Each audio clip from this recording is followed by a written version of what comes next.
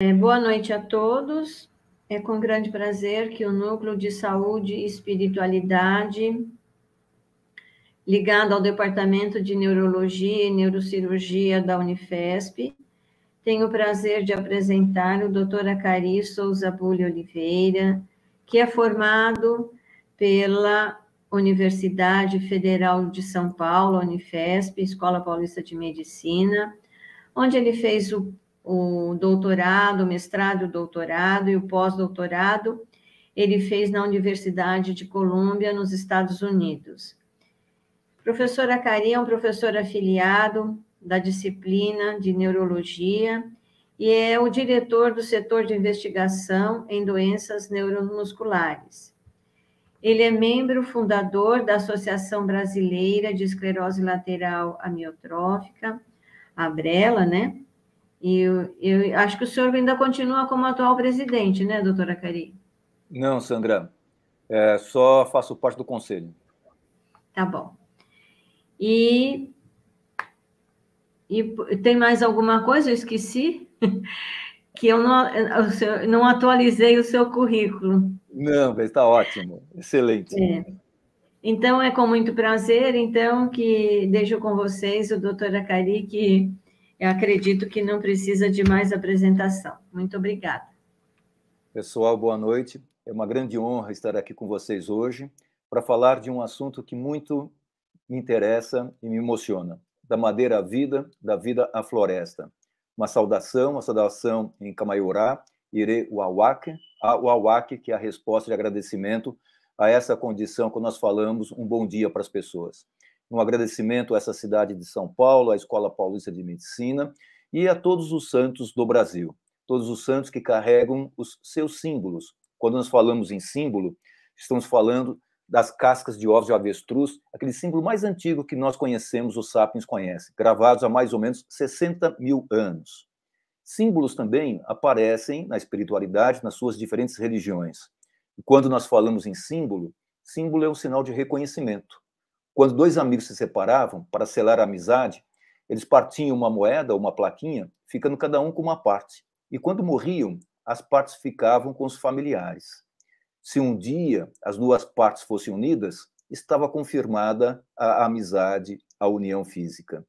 Mas quando se separavam, era a união da espiritualidade. E assim, símbolo vem de symbolain, que é juntar, reunir. É aquilo que é feito de algo reunido, que é o lado visível, da sua realidade espiritual, é o sinal visível de uma realidade invisível.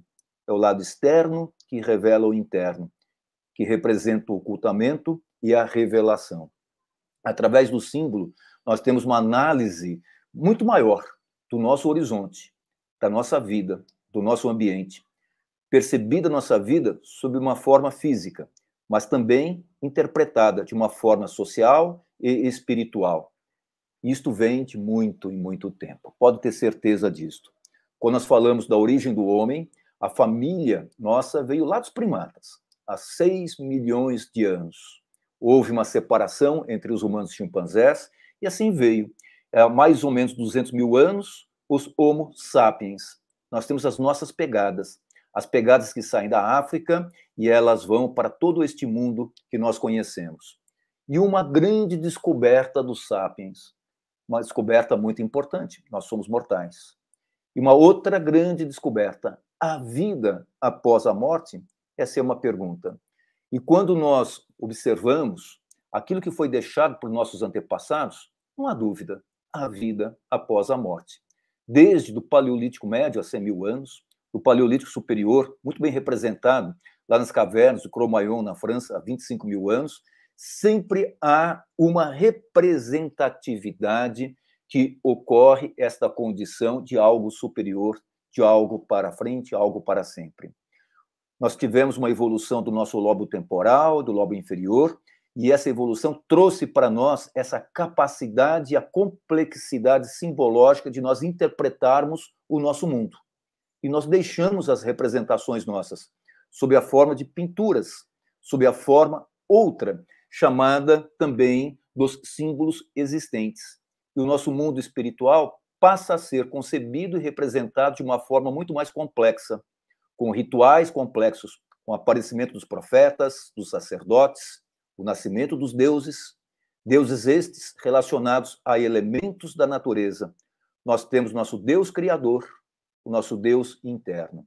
E há um momento especial dos Sapiens, há mais ou menos 10 mil anos atrás, quando ele deixa de ser caçador e coletor e passa a dominar as sementes. As sementes, plantações, e as plantações, colheitas. E essas colheitas, elas trouxeram algo diferente para nós, algo muito importante. Qual foi? A representatividade das pessoas sob uma forma mais localizada, que são as aldeias, as tribos, as vilas e as cidades, porque já tínhamos mais alimentos.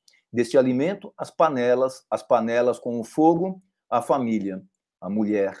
E assim começamos a ter o aperfeiçoamento de técnicas agrícolas, com equipamentos, irrigação, e quando se faz uma boa colheita, tem que ter o agradecimento, a celebração das estações do ano. E para celebrar, nós temos que saber exatamente o momento adequado para celebrar, que é após a colheita. Mas para ter uma boa colheita, tem que ter uma boa plantação. Para se ter uma boa plantação, eu tenho que saber exatamente qual que é o melhor momento para eu colocar a semente da plantação. E para isto, apareceu a astronomia, apareceu a matemática, apareceu a física, e assim começamos a entender melhor os movimentos cíclicos do Sol, da Lua, das estrelas. Os espaços cerimoniais apareceram, assim como os calendários, os recintos sagrados e o desenvolvimento cada vez mais da agricultura, e assim as crenças, e as crenças são como sementes de plantação. Elas estão presentes, elas crescem dentro da gente. E essas sementes, elas trouxeram para nós o Deus criador. Como a humanidade descobriu o seu criador, nossa, podem rodar por esse mundo todo. E neste mundo todo, não importa a população existente, não importa o jeito dela viver, há o Deus criador do universo, o Deus criador do mundo, o Deus criador sob a forma de luz, que ele está em todos os lugares. É o Deus que é a força que nos une. E esta espiritualidade contada sob as diferentes formas, ela aparece sob uma condição mais coordenada, organizada, e quando se faz de uma forma coordenada, organizada, a religião. A religião que é colocada para nós. Religião vem de religar o mundo físico ao mundo espiritual, ao mundo sagrado. E assim, o aparecimento dos deuses. E assim, portanto, nós começamos a contar a nossa vida sob uma condição muito mais interessante. E nessa vida, as diferentes religiões aparecem. Exemplo, lá em Jerusalém, nos seus primórdios, no século 13 a.C., que os israelitas, descendentes de Abraão, e Abraão nasceu na Mesopotâmia, considerado como o primeiro hebreu.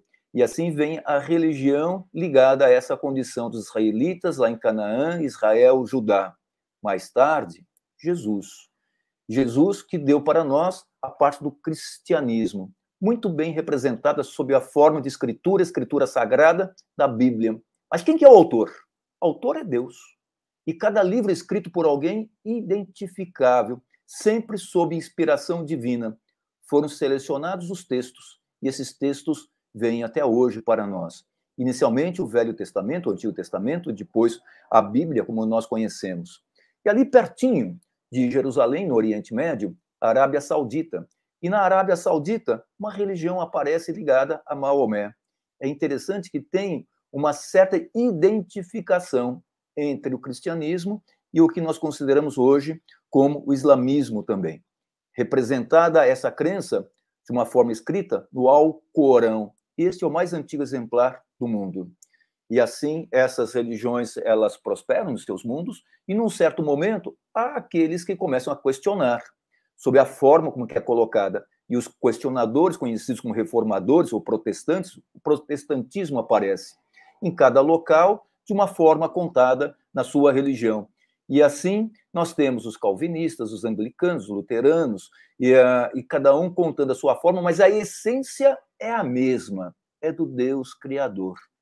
E, num certo momento, o Espiritismo, o Livro dos Espíritos, Allan Kardec, e nós temos também, lá no Oriente mais longe, distante, a religião conhecida na China. E na China é muito mais do que uma forma de espiritualidade do que praticamente uma religião.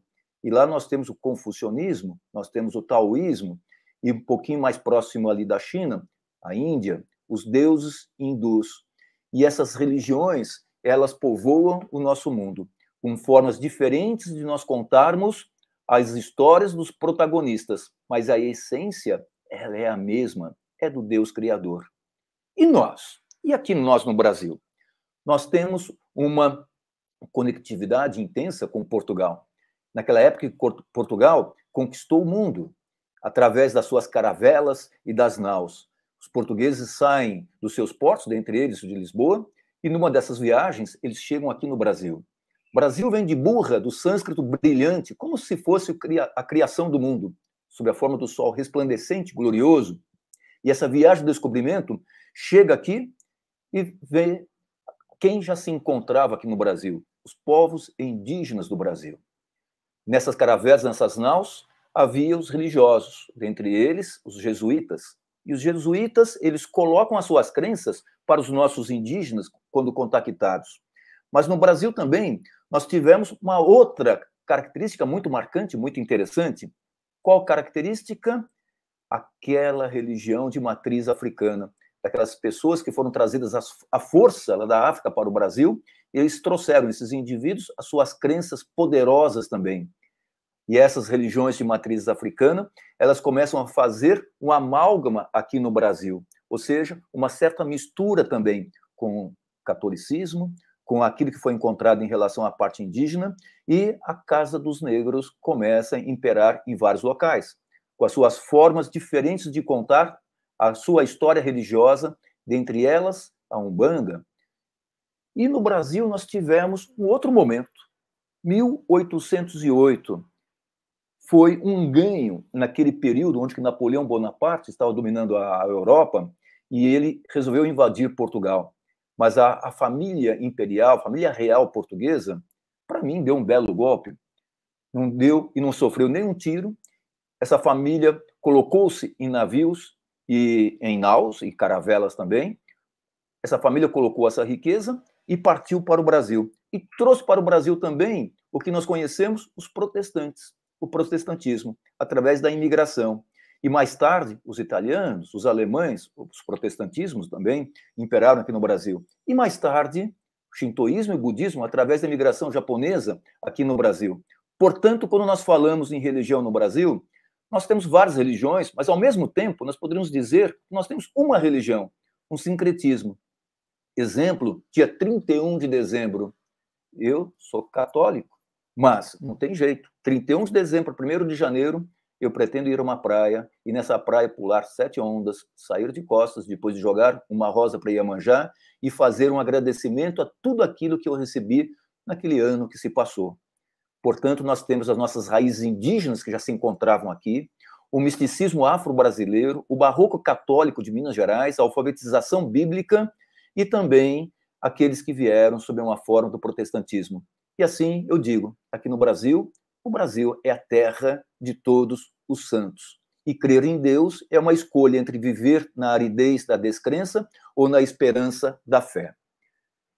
De novo, eu tive minha formação católica e um momento muito especial ocorreu em minha vida e modificou completamente a minha crença e também a minha vontade de ser médico e como ser médico também.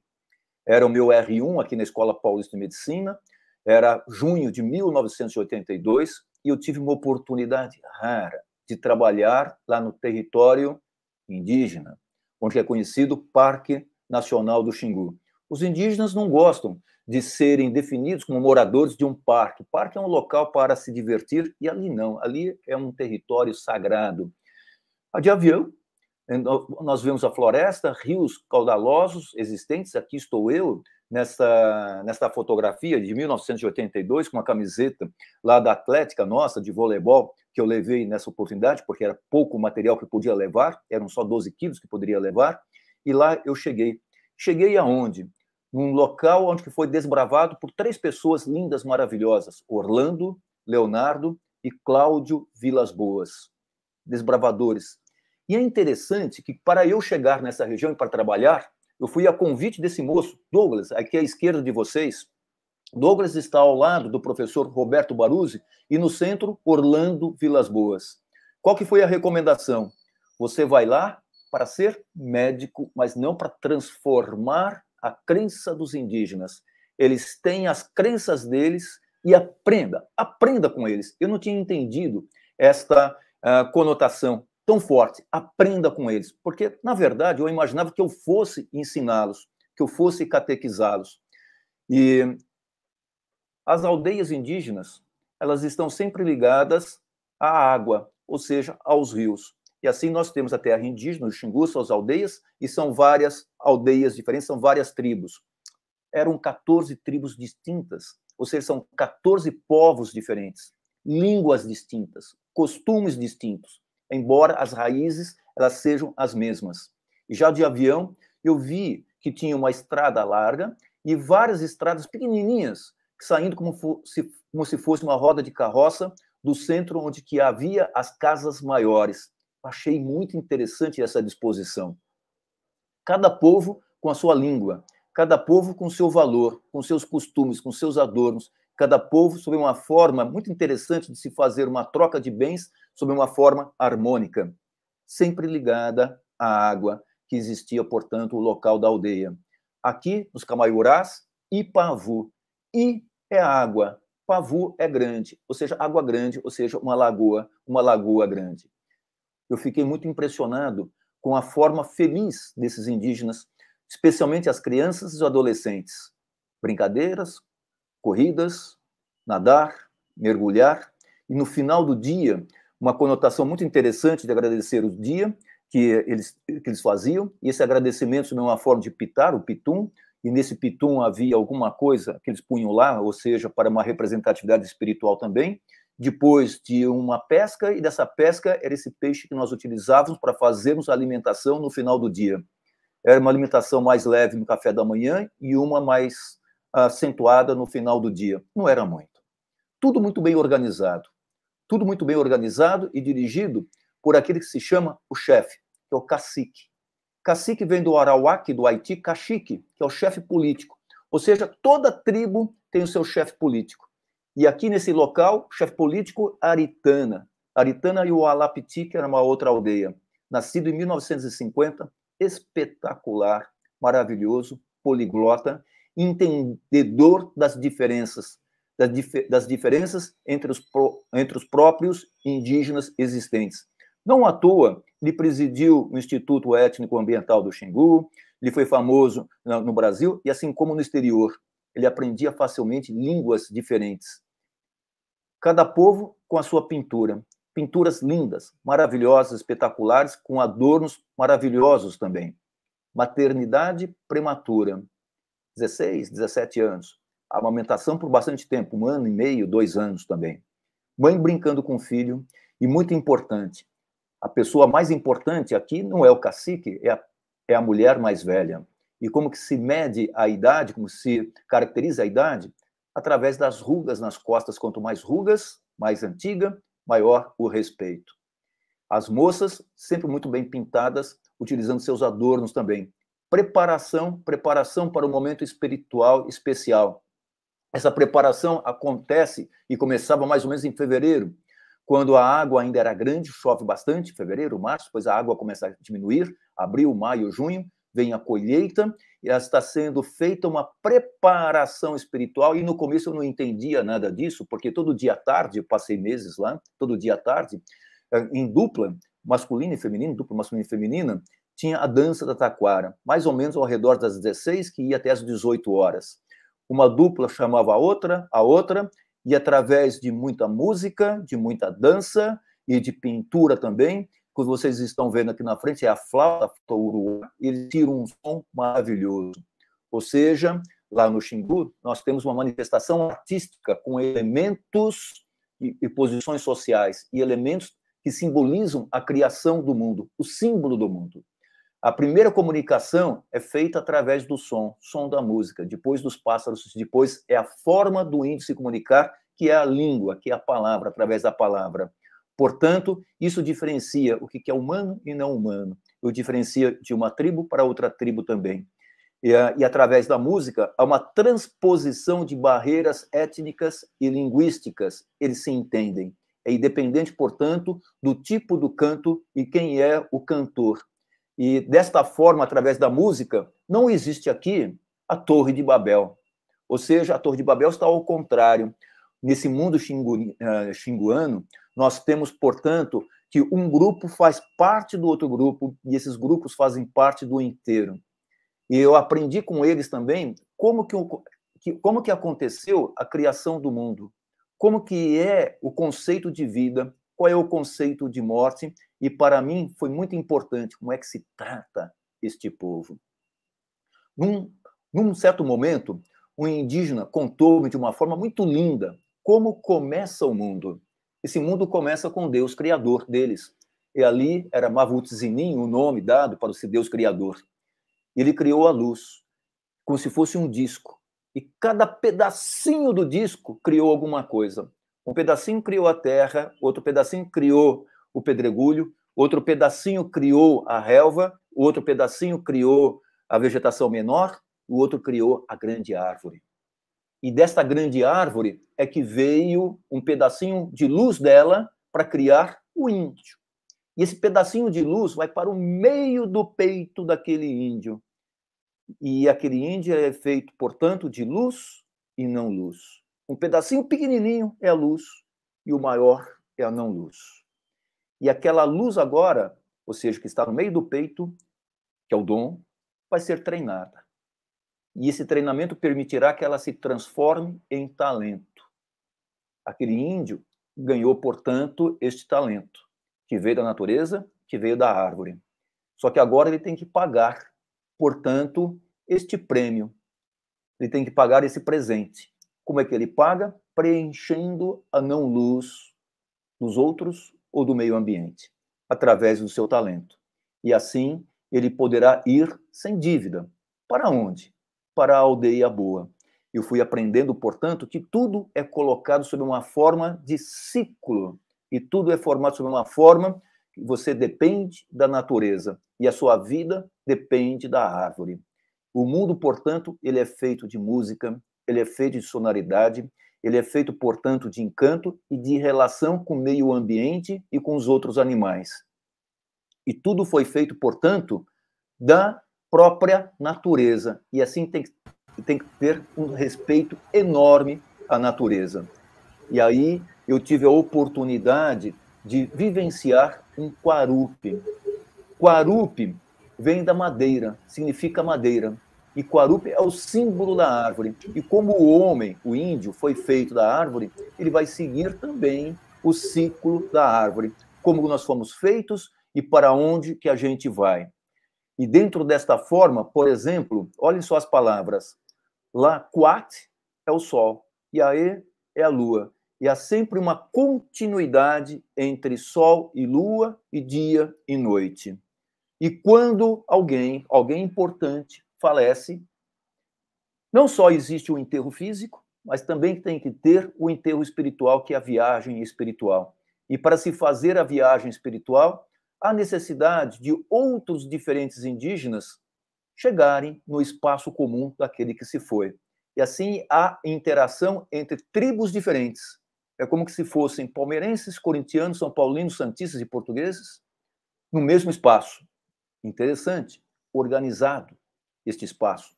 Interessante que nós temos o líder físico, o líder político, que é o cacique, mas tem o líder espiritual, que é o pajé. E assim se organiza e se conta a história daquele povo. E se conta a história do pai, do pai, do pai, do pai, até a criação, até quando veio aquela iluminação. Este é o Quarupi.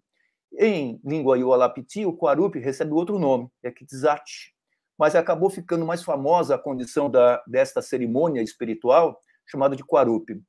E assim, quando vem esse indígena, ele nasce, esse filho nasce, há um débito desse casal com a natureza.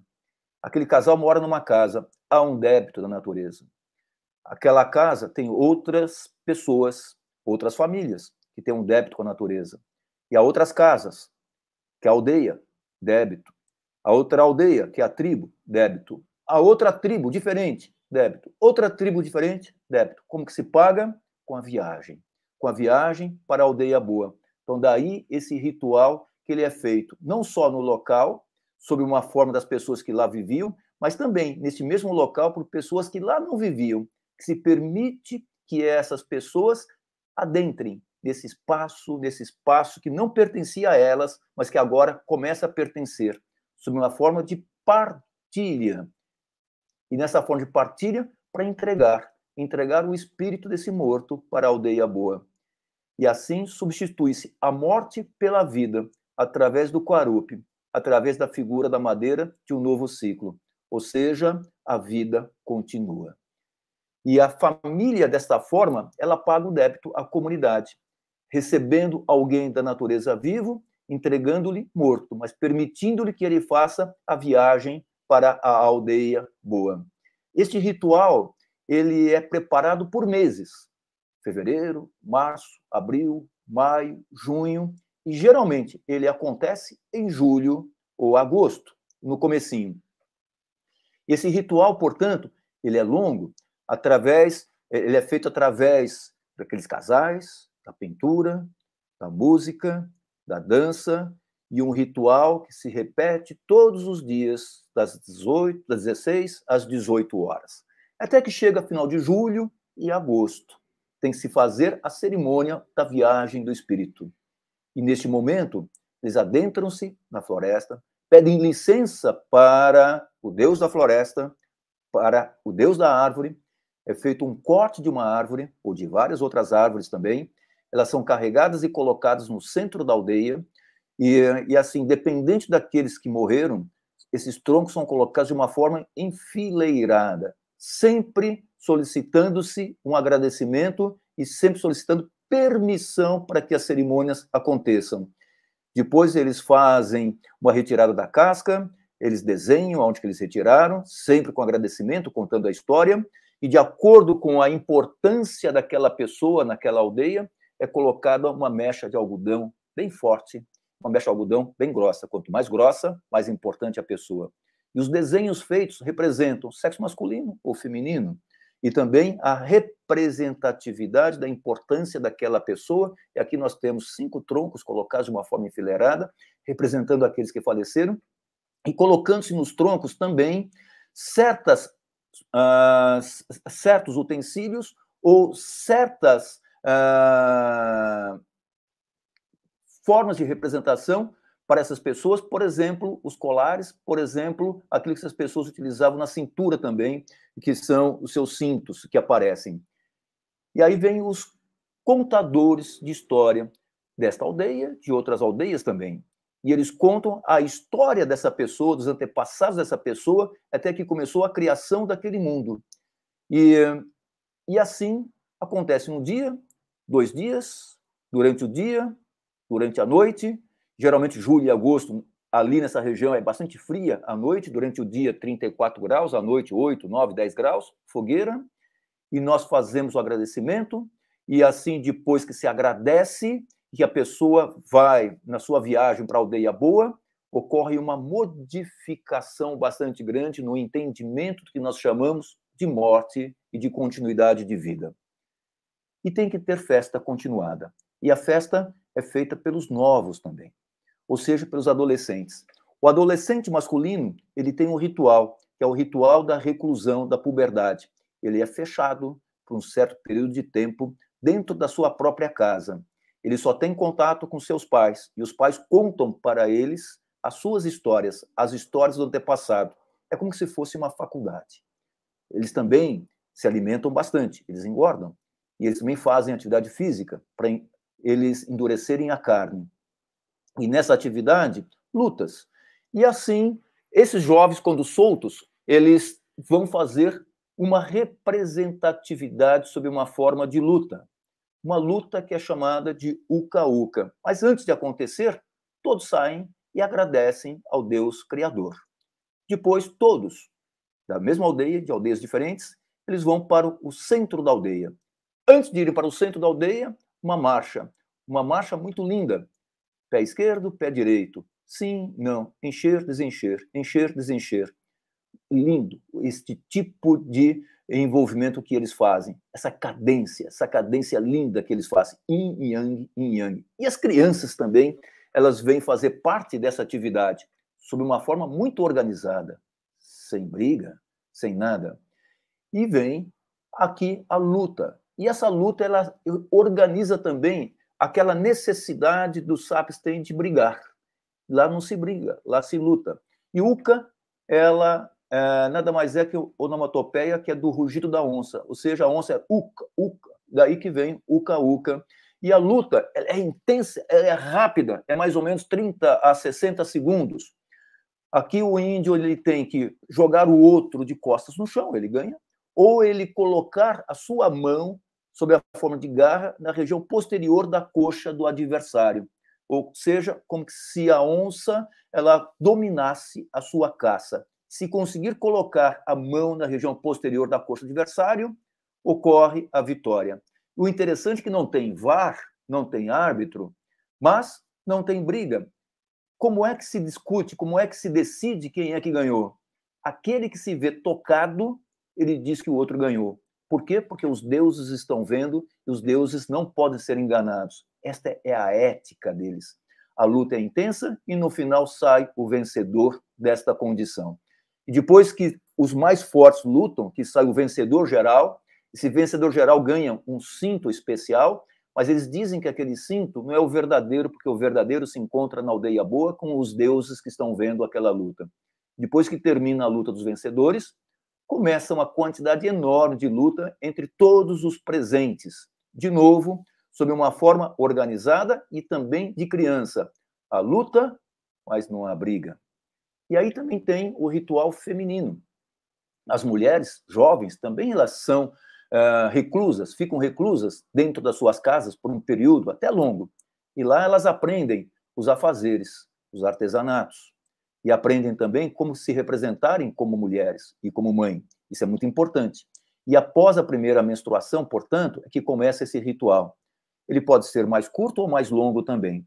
E depois que termina o ritual, elas estão preparadas para serem mulheres e para serem mães. E é uma cerimônia muito, muito linda, relacionada também com o cariocar brasiliense cambés, que nada mais é do que o piqui, que é uma árvore de múltiplos valores.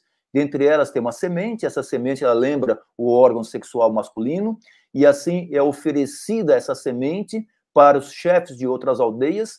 Antes, as mulheres elas eram escolhidas para irem para outras aldeias, para outras tribos. Agora, elas escolhem para qual aldeia elas querem ir. E assim, a troca de genes de uma tribo com outra tribo. E essa troca de genes faz uma reorganização dos espaços diferentes, das diferentes aldeias, para se respeitar o diferente. E através da diferença que ocorre a unidade. Isto faz uma relação de troca entre as tribos, uma relação de troca com a natureza, e quando termina o Quarupi agora lembra alguém, substitui alguém, faz a passagem do indefinido para o estruturado, que é o cosmos, e mantém viva a lembrança das origens, ou seja, como que foi feito o mundo xinguano, e apaga a presença da morte, repondo com a vida o mundo xinguano. Ou seja, aquele indivíduo que perdeu o seu ente querido chora até esse momento. Mas quando termina o Quarupi, já não precisa chorar mais, porque aquela pessoa se encontra agora na aldeia boa, ou seja, no Luarte, que nós conhecemos como o céu. E só aonde os bons e os valentes podem ir. Esta cerimônia é uma cerimônia maravilhosa. Eu não tinha visto nada igual em nosso mundo cristão. Por muito tempo eles fazem a preparação. E essa preparação, para mim, trouxe de uma forma certa como que o nosso mundo foi criado. São os mitos da criação. Como que acontece a classificação hierárquica dos diferentes grupos lá existentes. A iniciação dos jovens, desde pequenos, através de uma espiritualidade muito intensa. E as relações de troca entre as aldeias e as tribos diferentes. Eu fui para lá para catequizar, entre aspas. Eu fui lá como médico. E, na verdade, eu saí de lá completamente xinguano. Sob uma forma de saúde, lá eu aprendi uma forma diferente como que se faz saúde numa condição humana, numa condição espiritual, numa condição moral, numa condição antropológica também. Eu saí de lá com uma ampliação do horizonte, especialmente no que significa vida, morte, morte e vida. Eu saí de lá sem medo em relação a essa condição, desde que eu fizesse a minha missão sob uma forma plena e completa. E como que eu poderia fazer a minha missão de uma forma plena e completa? Eu aprendi com eles que eu nasci com um pedacinho de luz, mas um monte de não-luz também. E aquele pedacinho de luz, eu tinha que treiná-lo para que ele pudesse virar talento. E nesse talento, para eu poder diminuir a não-luz do outro ou do meio ambiente. E assim, eu comecei a ser um profissional muito mais sereno e muito mais seguro, porque eu descobri que eu estava fazendo algo que me agradava muito, eu achava que estava correto. Aqui são 2 indígenas que fizeram uma luta muito especial para ver quem que era o campeão acabou sendo da esquerda. Vocês veem como que nós somos fracos em relação a eles do ponto de vista físico e também do ponto de vista da espiritualidade. Eu comecei a me sentir muito pequeno dentro daquilo que eles consideravam como que era a forma mais adequada de se fazer a migração, a transmigração da alma. Num dos Quarupes, em 2017, anos depois, que eu tive a oportunidade de rever um outro Quarupe, maravilhoso, espetacular, lindo, fantástico esse Quarupe, 5 de agosto de 2017, um dia lindo, uma noite maravilhosa, muito fria, mas muito especial, em cima de um tronco, um equipamento. Esse equipamento é um estetoscópio. Esse Quarupe foi feito em homenagem a uma pessoa que muito permitiu que eu fizesse e tivesse uma vida muito mais serena, muito mais segura também. Quem foi essa pessoa? Roberto Baruzzi, professor Baruzzi, aqui da Escola Paulista de Medicina, da Medicina Preventiva.